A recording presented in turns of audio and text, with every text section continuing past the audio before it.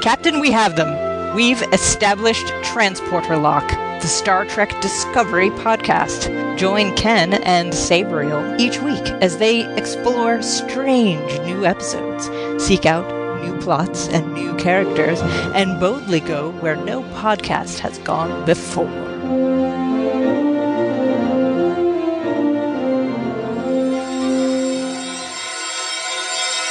Hello and welcome to Transporter Lock, episode number 21 for Wednesday, August 1st, 2018. I'm Chief Engineer Ken Gagney reporting all the way from shore leave on the lovely planet of Risa. And joining me, as always, is my captain. Hello, Captain. Hello. Risa is beautiful, isn't it? It sure is, Sabriel. How are you today? I was going to say, I'm Sabriel Maston, your captain for this evening. And we're expecting a smooth flight. Yeah. Nothing like, apparently we had some storms here to weather that were affecting our signals on our microphones. I'm sure that's what it was, and not just a complete and utter lack of Discovery episodes to review. So I hear that they're going to continue the show after the first season. Oh yes, we knew that at the end of season 1 with that cliffhanger, and we finally got our glimpse of season 2 at Comic-Con, at San Diego Comic-Con, where they showed off the trailer. I think it was the only good thing that came out of Comic-Con this year. I know, right? There was no Game of Thrones, there was no Star Wars, there was no Marvel Cinematic Universe. Without those three properties, the only thing left standing is Doctor Who and Star Trek. And apparently some people are still excited about the DC universe, so they keep making movies. I just saw the new Teen Titans Go movie last night. It's fantastic. Well, that's good to hear. Sounds like they're, batting, like 100? I think when they are making fun of their own properties and licenses, like Teen Titans did, that's usually a good sign. You know, kind of like when all the superheroes are saying, yeah, Batman got its own movie, Superman has his own movie, Wonder Woman's like, hey, it took a long time, but I finally got my own movie. And then Green Lantern says, yeah, I had my own movie, but we don't talk about that. And now I'm Deadpool. Anyway, Star Trek Discovery Season 2 trailer premiered at San Diego Comic-Con, all 3 minutes or so of it, and we're here to talk about it because we've only done one episode in the last 6 months or so. That was with an interview with Captain Gecko of Star Trek Online, and that is all we've had to talk about until this trailer. So, Sabriel, what is your take on the trailer? Yeah, well, first, I'm going to let anyone who wants to watch the trailer, make sure you click that link. We'll wait the 3 minutes for you to finish, okay? Yes, there's a link in show notes at transporterlock.com. You can go ahead and watch the trailer there. I'll wait. You'll wait. 3 minutes of silence. Why don't we just paste the audio in here so they know when to start? That makes for riveting podcasting. Right? Anyway, the trailer, when I first, oh my god, it's out. So I quickly raced to it, and yeah, I'm pumped. I'm excited. We get to see Captain Pike. Oh, spoilers, assuming you knew that. We get to see Captain Pike and the old crew back together again, except for a few notables that are missing, unfortunately.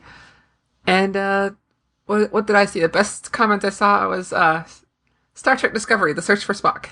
Yes, that is what I'm afraid this is going to be. Let's talk a little bit before we get to the plot about the casting, because we have some new characters, new to us characters and actors showing up from the original series era. So we finally get to see Captain Pike. He is, of course, the person who sent the distress signal, I think that's what it was, at the end of Season 1, from the Enterprise, the NCC 1701, no bloody A, B, C, or D.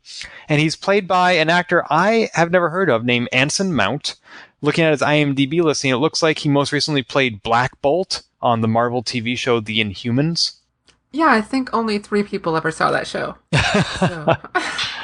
Yeah, I guess he is free to do other things now. I don't know, but correct me if I'm wrong. I don't know about the actor, but as far as the character goes, Christopher Pike, I believe this is the first live-action, canon, Prime Universe, pre-accident, not in a flashback, Christopher Pike we've ever seen.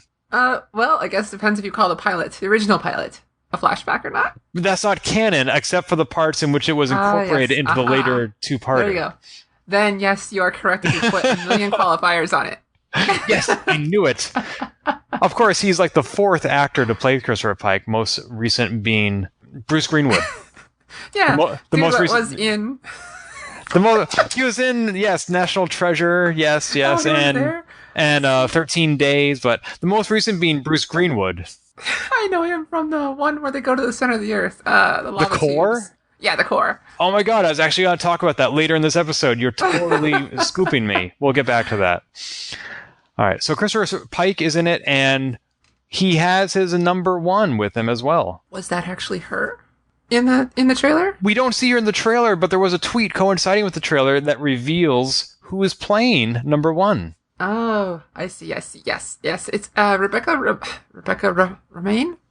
Rebecca Romaine Lettuce. Yes, that's it. Yes. Mystique. That's the only thing I know her from. Well, I know her from something else, but Kevin keeps making me delete that. This is, of course, Mystique from the first 3 X-Men movies, not the one where she was played by the girl on fire from the Hunger Games. See? Now you're doing it. Of course, it's 6 degrees of Marvel Cinematic Universe. I don't know. Of course, the X-Men are not in the MCU, not yet anyway, but yes. Not yet. So Majel Barrett Roddenberry originated the character, and now it's being played by Rebecca Romaine. Yeah, I'm so happy they're bringing number one back. I mean, that's what she is. I hope they actually call her that in the show. Because we never actually found out if that was her name, her position, even what race she was. I think that's something you and I may have talked about a little bit in a previous episode. We suspect she's not human based on some non-canon memory beta novels that we've read, but there's a lot of opportunity to explore this character on Discovery. Yeah, and so I hope we get to see her more than just, Captain, things are happening again. I'm a woman. I can't be a captain in this universe. Well, that's the 60s. I suspect that Christopher Pike's crew is going to stay on the Enterprise, so we may see a bit of her. I don't think she's going to be much of a recurring character. Yeah, I guess we shall see. Third in the new cast, the second that I have no clue who they are, Tig Notaro. That's not a name I recognized either, but I was reading an article online about the trailer, and it mentioned Tig Notaro is actually a stand-up comedian. I looked her up on Wikipedia. She has an extensive filmography, and she is in the trailer as when Michael Burnham says we're going right into a pulsar, she says, "Oh, thank goodness, I thought we were all going to die." So now she's gone from stand-up comedy to Star Trek. Star Trek comedy. Yeah. Who knew? So those are the only actors that I've heard associated with this trailer. We don't see Rebecca Romaine in the trailer as far as I know, perhaps beaming in, but the cut is so quick that you don't make her out. I'm sure there will be others, but one person who's conspicuously missing is Spock. Yeah. Who are they going to get to play Spock? Well, it may not be a question they need to answer right away, because it seems, as you said earlier, that this season might be the search for Spock, because there are 7, pulsars or red bursts that have occurred across 30,000 intergalactic light years, and they are trying to find out what they signify, and Burnham says that they are somehow connected to Spock, and that he's in trouble and needs help. Red matter. Oh god, not again. You know what? I bet you. I wonder if they're going to do this thing like, oh, where's Spock? Where's Spock? And then episode 2 is like, oh, here's Spock. We found him. Do the rest of the series. Like, who knows? They might be trying to mislead us. It's true. He could show up early on. We don't know. But I don't think he's going to be played by the same actor from the movies and from Heroes. I always forget his name. What's his name? Zachary Quinto. Yeah, I think somewhere at some point in the Internet Movie Database, somebody had updated it to say Zachary Quinto was going to be playing Spock in Discovery Season 2. I think that was just a fan theory. I don't think it's going to happen. I would be surprised if we see Spock, but if we do see him, I'm certain it won't be by an actor we already know. Especially because, to be consistent, if Zachary Quinto is going to play Spock, you need to have Bruce Greenwood playing Pike, and that's not happening. Or, it's just not going to be there. No, so I don't think it's going to be him. I mean, if it is, hey, cool. I would love it. But, Yeah, I mean, I wouldn't mind.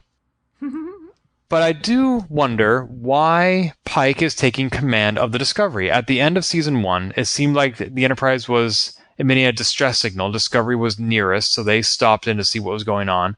And in the trailer, we see Pike saying that due to Regulation 19 Section C, which has not previously been documented in Star Trek lore, except we know from the trailer it only occurs when an imminent threat is detected, Pike is taking command of Discovery. Why doesn't he just use the Enterprise? What's so special about the Discovery, especially since they're no longer using the Spore Drive? Yeah, I was thinking about that, and I suspect it has to do that Discovery has no captain yet. I remember they were going to go pick one up. So then he's like, well, or maybe he's kind of like, how admirals will take care of a fleet or run a fleet? maybe he's got that. So now he's taking command of Discovery and Enterprise while they're working on what he feels is well, we're not even that far from Earth. I don't know. Where he feels like he needs to be running both ships to help solve this mystery. It is true. At the end of Season 1, Discovery was on its way to Vulcan to pick up its new captain now that Lorca's out of the picture. We were wondering who the new captain is going to be. The answer is Pike, even though that's not who they were picking up at Vulcan. So that question still remains, is who is waiting at Vulcan to command Discovery? But in the meantime, it's going to be Pike. Yeah, so Pike was like, hey, that Discovery ship's here. They did a lot of cool stuff. I'm going to take control of it, or command of it. Yeah, so they go looking for Spock, and you noted that Burnham is looking at Spock's personal log? Yeah, I got to kick out. It's Lieutenant Spock's personal log. It's a quick clip. It was like, about a second. I had to back and forth on YouTube just to make sure I grabbed it, but she's sitting here kind of like slowly. You know how people will, when someone's doing something when they have someone who cares for them, they'll, I don't want to say lovingly, but endearingly will like caress or touch an object that person had. Wistfully, perhaps? Yeah, I mean, they even talk about it in Star Trek First Contact, where Data's like, why do humans do this? Touch everything. With the Phoenix. Yes, but yes. Anyway, yeah, so she does this wistfully or looks sad. I'm trying to watch my wording so carefully because it sounds so dirty. Just touches Spock's personal digital log. I think at one point she was also touching his uniform. Yeah, it certainly suggested that with the timing of the quick clips. But it was like a Discovery era uniform. And not well, there's another thing we had to talk about, the uniforms. But yeah, they made it look like maybe his uniform is sitting there unused because he's missing. What is it about uniforms you want to talk about? We got to see TOS-style uniforms updated for today. I hadn't even thought of that, but you're right. We saw Pike wearing Command Gold. Yeah, he was wearing a Command Gold, and the communications officer that was with him, I figured out she was a communications officer because she had the huge Starfleet Bluetooth speaker, Bluetooth headset on her head. She was wearing a miniskirt, but also like instead of like black tights that I was used to wear, she was like wearing like either extremely long boots or leather pants or like leggings, like black leggings, because weren't showing actual leg.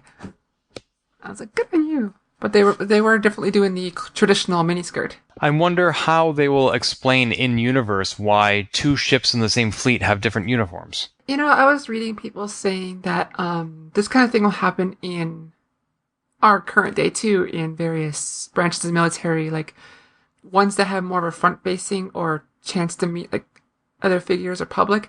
Those ones will get new uniforms first, and the ones who are like out to sea or aren't going to see folks don't until they're reissued in the new ones. Almost like how on TNG and DS9 we saw they had dress uniforms. Yeah, or even the Generations movie. We saw both DS9 era and Generations era uniforms. Oh, that's true. And they did switch throughout. Mm-hmm. Interesting. Though I think if I recall correctly from Generations, it was just using the exact same uniforms for what fit people. Nice. What else did you notice? Something about worker bees? Yeah, one of the final clips. I don't know how many people know what a worker bee is in the Star Trek universe, but it's a little tiny ship, usually about one person, maybe two if it's a cargo one, that runs around ships doing maintenance on the outside. And I saw one working near it wasn't working on anything, but it was flying around the Enterprise. Isn't that what Ash Tyler was using when they first arrived in the Mirror Universe to extract the data core from the destroyed ship? Oh, yes, that's right. Good catch, that's right. Huh. Those are the worker bees. I love their names. They're just a fun little thing. And I remember having a technical manual that showed ships and whatever. They had like all these different configurations for worker bees that were so cool. Like extended battery pack. Are these the same things that we saw Burnham and Pike flying around in outer space? No, those are something else. They almost remind me of Star Trek Into Darkness when they're in their spacesuits, but these are like little ship versions of them, like torpedoes. No, those are something completely different that we haven't seen unless they're just repurposed torpedoes. Torpedoes, interesting. They looked to me more like Star Trek Beyond, the insect swarm that they got attacked by in outer space. Yeah. They look more like that to me. I'm just saying, like, they didn't look like anything familiar to me, but I don't think we ever saw a photon torpedo close up, so, like, who knows what they would do in this universe. That's true. However, speaking of up close, we also saw Discovery get smashed up pretty good. Yeah, again, this is another one of those quick clips. I was like, we see it, but it doesn't focus on it. It went back and forth, trying to figure out if it was the Enterprise or Discovery. And it was Discovery, because you could see the way it's flat underneath there for a split second. And yeah, so one of them smashed into a space rock.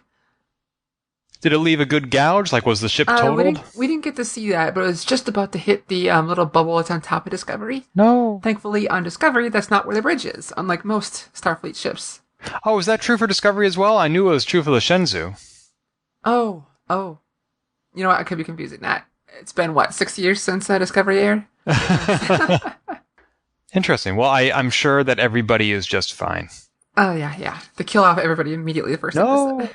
Well, speaking of which, it seems like, and maybe this is just the trailer, and trailers can be misleading, especially, for example, Suicide Squad. They made it look like a comedy, and it really wasn't.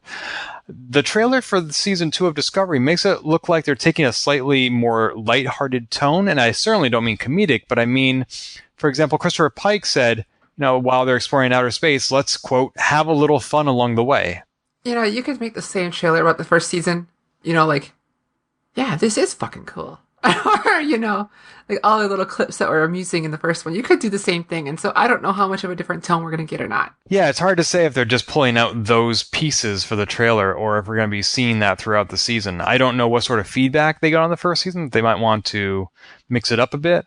I would say that they are definitely underscoring that theme, though, when they're setting the trailer to the 1998 Lenny Kravitz song, I Want to Fly Away.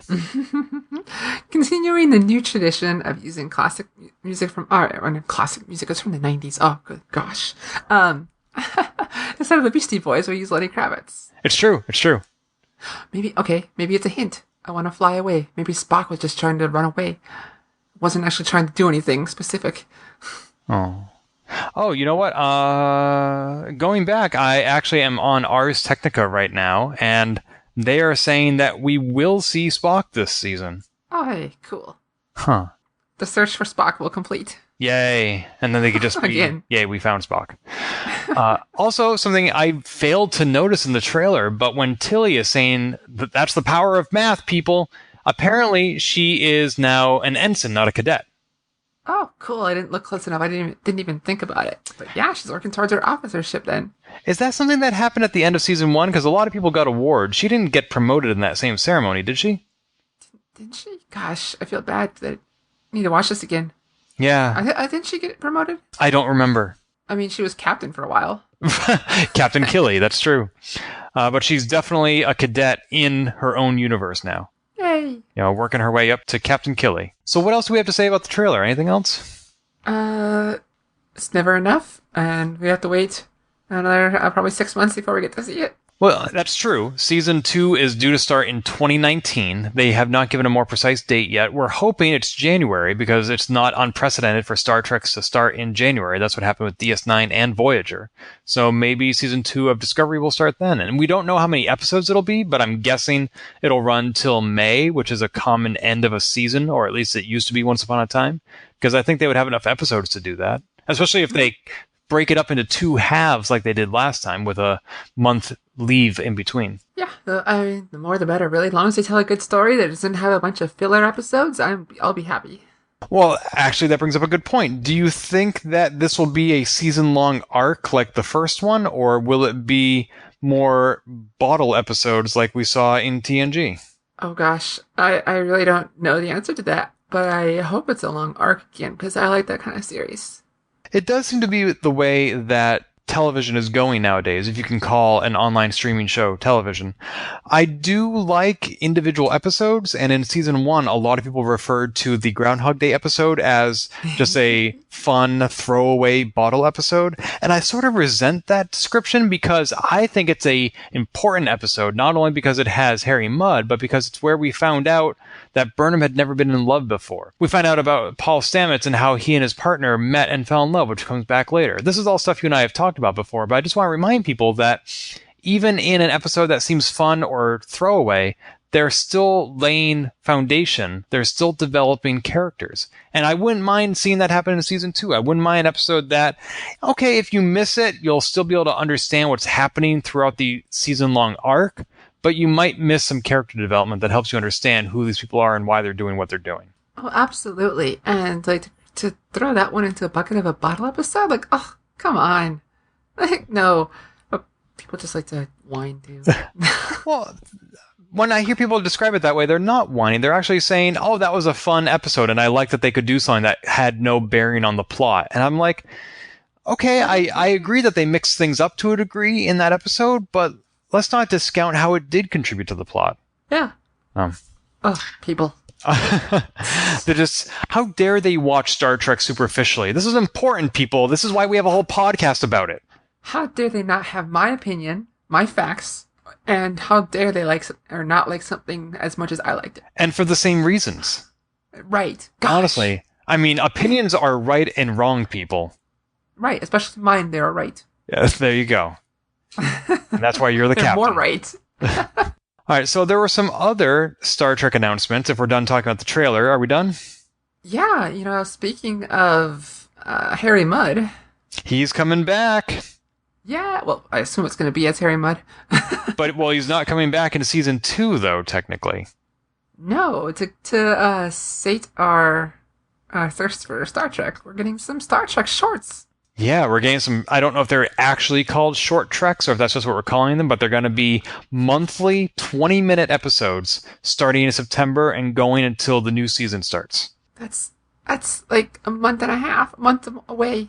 I know, we're going to get new Star Trek less than 2 months from now, but why they're doing this. It isn't just to whet our appetite or develop characters, although I'm sure that's part of it. It's because Season 1 of Discovery started September of last year. People signed up for a year-long subscription to CBS All Access, which expires this September. They're gonna let it lapse because there's not gonna be any new Star Trek Season 2 until 2019. And so not only would CBS lose out on 4 months of revenue, they might not get those customers back 4 months later. But if they need to renew to watch the short treks, then they got them hooked. Wait a minute, hold on. You have a very huge flaw in this hypothesis. Prove it. You assume anyone got a year subscription to CBS All Access. Well, I can say that one of us did, and I think I may be the only one.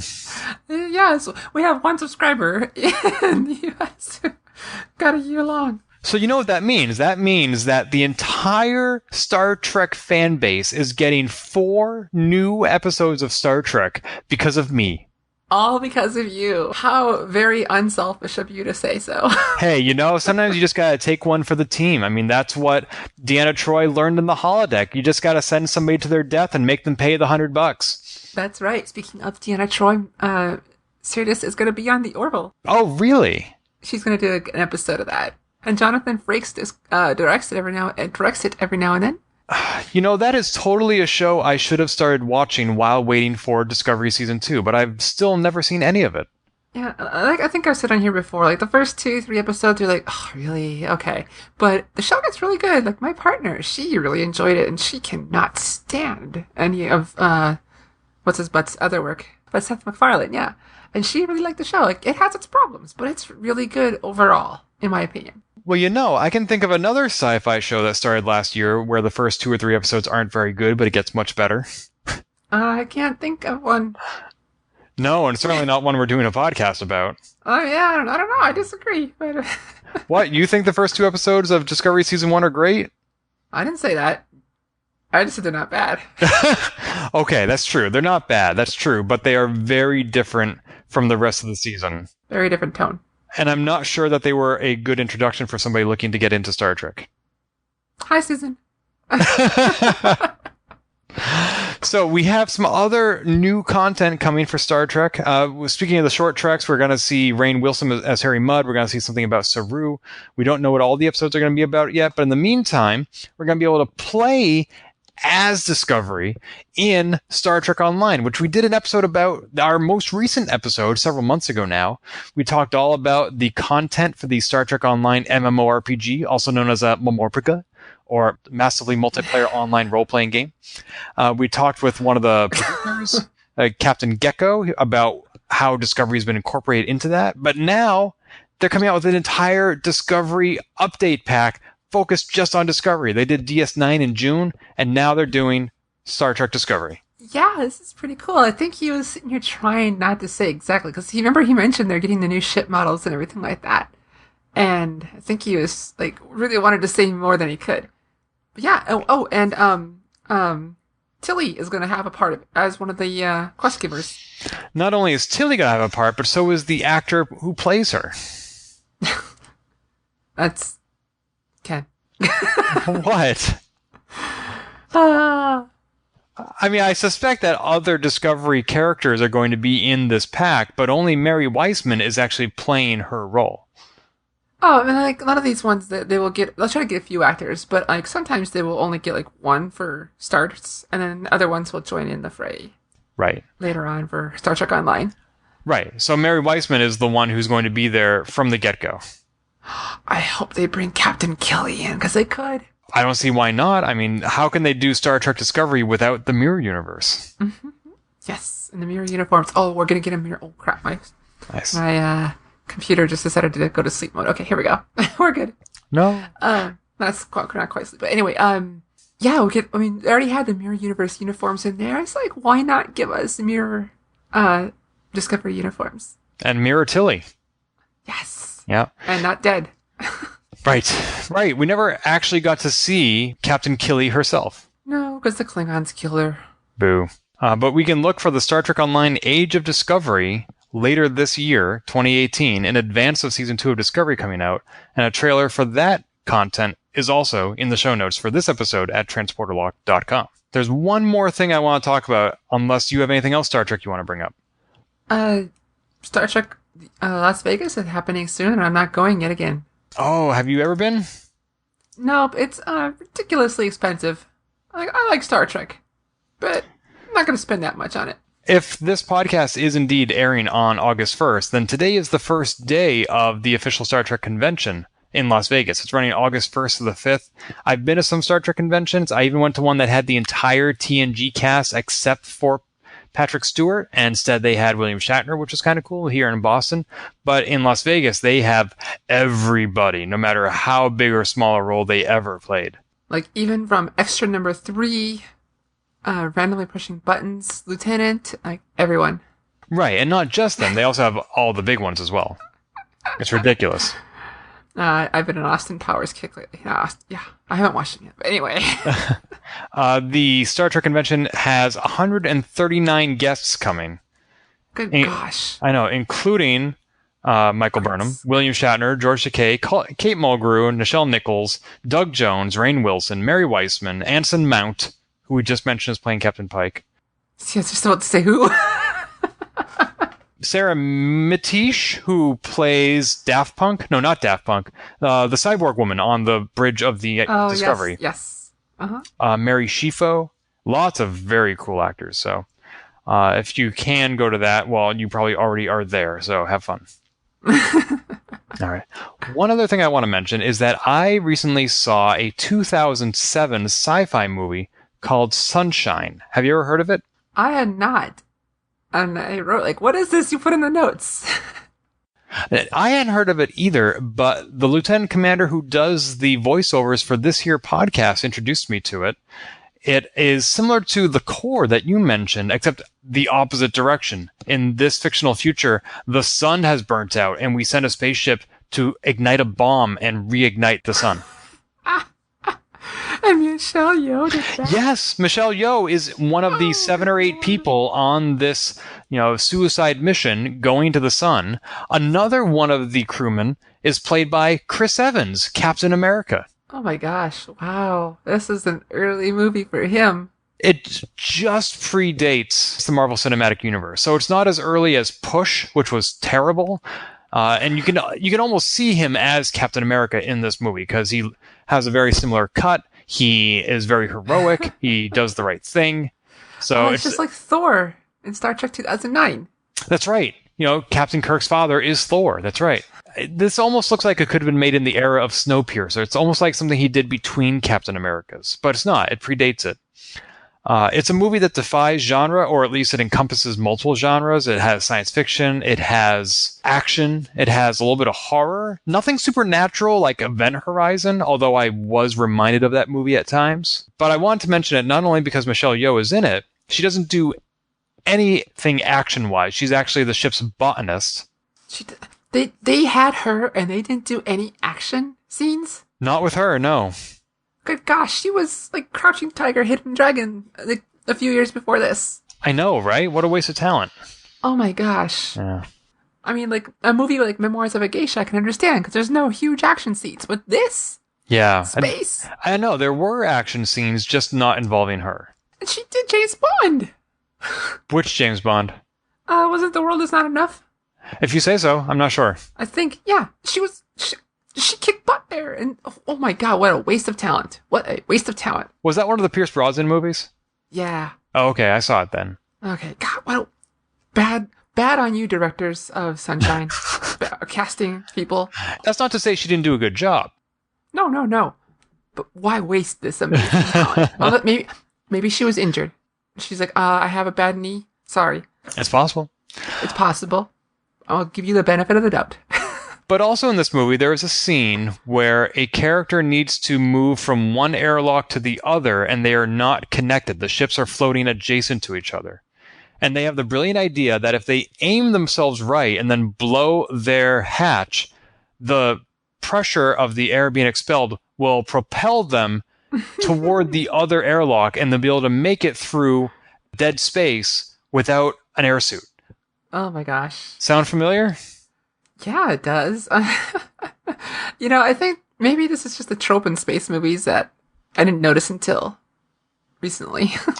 Well, certainly this movie predates season 1 of Discovery, where Michael Burnham did the exact same thing, but I'm sure these are not the only 2 instances where this has happened.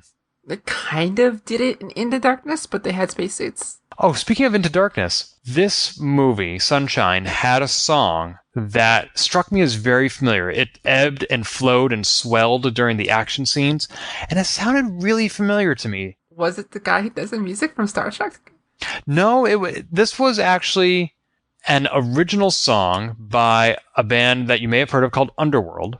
It was made for this movie. It's called Sunshine, Adagio in D minor, but it's been repurposed countless times, dozens of times at least, since then, including, for example, the trailer for X-Men Days of Future Past and the trailer for Star Trek Into Darkness. Interesting. Yeah, so if you go watch the trailers for those 2 movies, there are multiple trailers, but the right ones have this same song, which was original in the movie Sunshine, but then got repurposed. Well, good on them for getting some movie rights.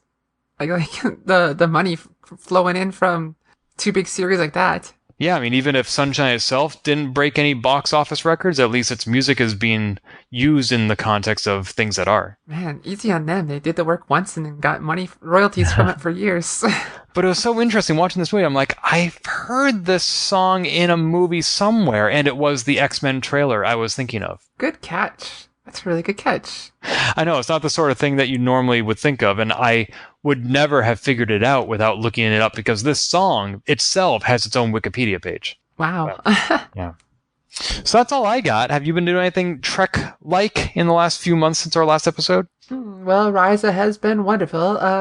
Do you have one of those little Horgon Goths or whatever they're called? Oh, of course. Yeah, who doesn't? I mean, it's kind of, yeah.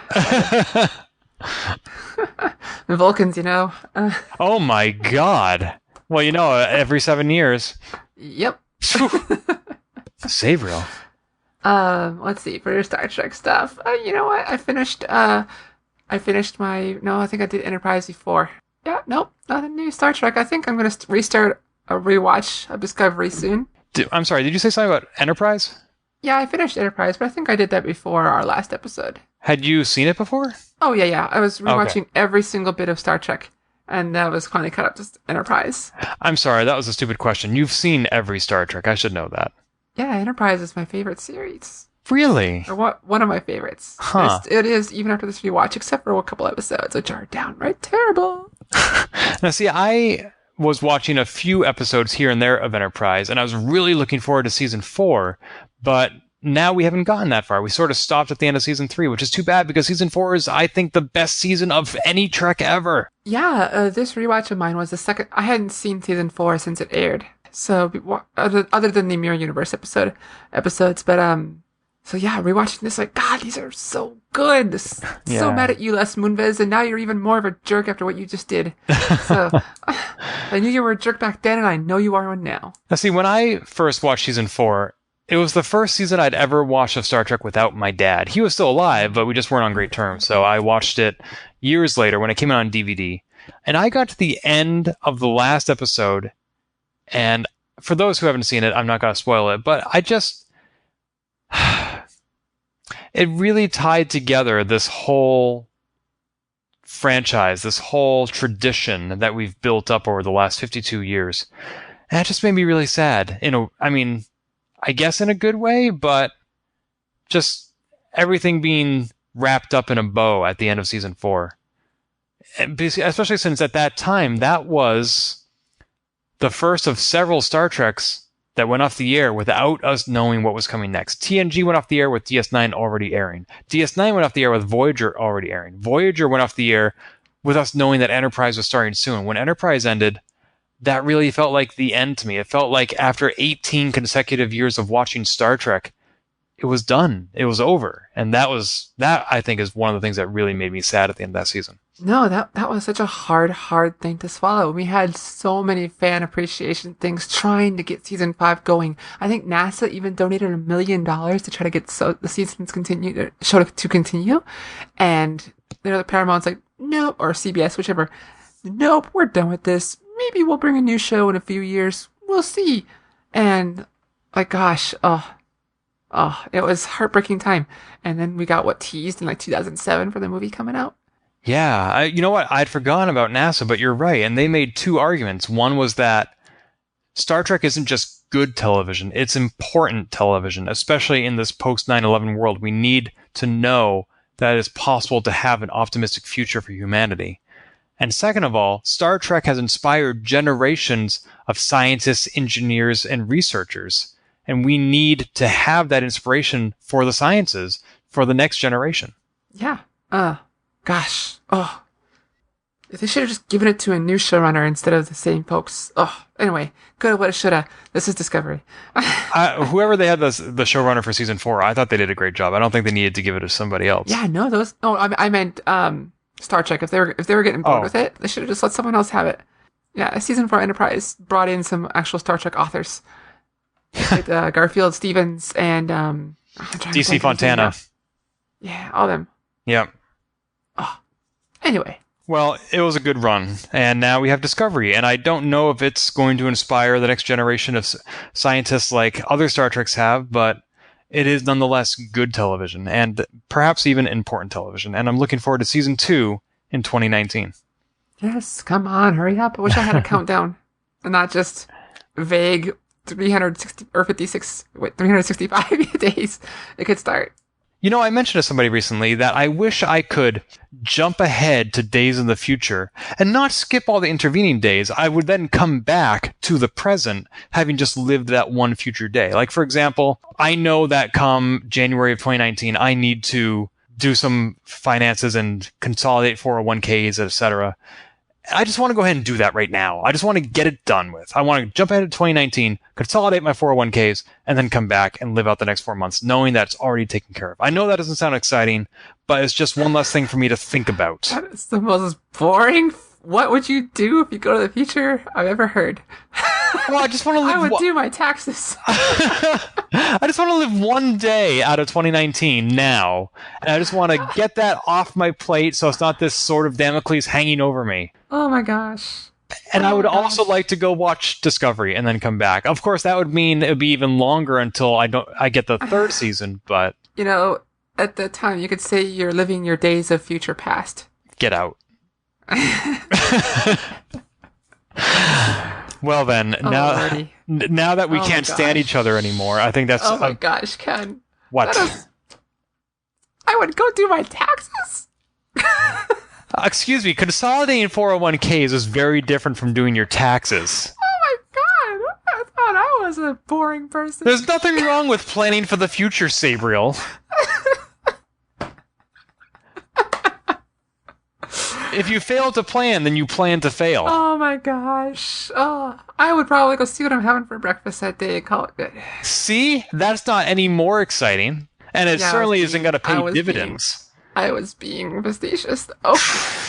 Besides, you probably have the same thing every day, right?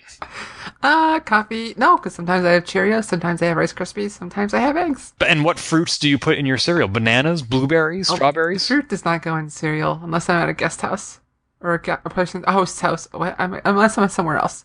Don't you ever see the commercials for the cereal? It's part of a balanced breakfast and it says fruit not included, but there it is anyway. It's blueberry season. Go to your local farmer's market. They have those in Fargo. Raisin Bran is the only place where raisins or fruit goes. Anyway, Ken. Anyway. Oh my God, you're killing me. The last 20 minutes. You're killing me with your cereal, Sabriel. You know what that makes you. A serial killer. There you go. All right. This has been Transporter Lock, episode number 21 for Wednesday, August 1st, 2018. I really appreciate everybody being so patient, not only with the delay in the episodes, but also with us as you actually listen to the episodes. Oh gosh, especially this one. I know, right? As always, show notes can be found at transporterlock.com. You can tweet us at transporterlock, and you can follow me personally as Gamebits. And I'm at Sabriality, or just go to sabriel.me. It's a website that has links to everything I do. You heard her. Go to sabriel.u, and you'll find her there. No, sabriel.me. That's what I said, sabriel.u. Correct. All right. Oh, now I need to get that web address. Thanks. All right. This is Chief Engineer Gagme signing off. Bye-bye. If you've enjoyed this episode, please leave a review on iTunes and keep your hailing frequencies open by following us on Twitter at TransporterLock or subscribing to our podcast and email newsletter at transporterlock.com.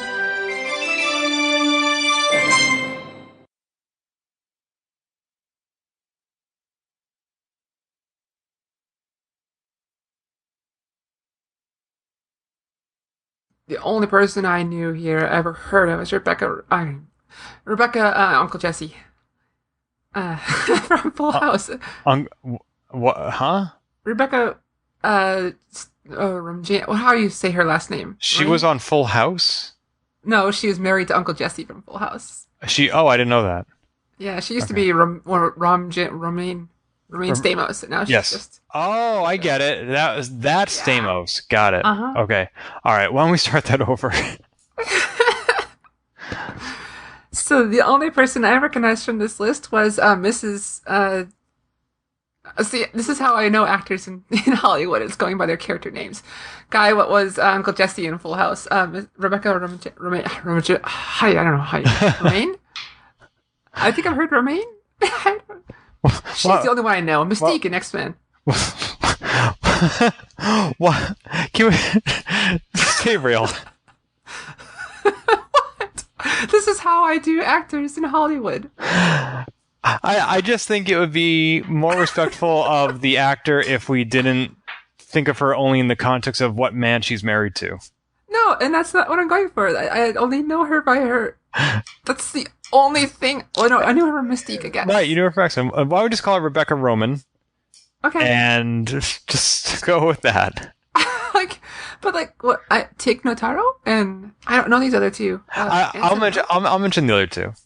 Okay. Do you want me to start? That way we can alternate? Yeah, let's go with that. Let's start over. And you can keep this 8 minutes in the I know. bloopers. Oh my god. You'll be the death of me.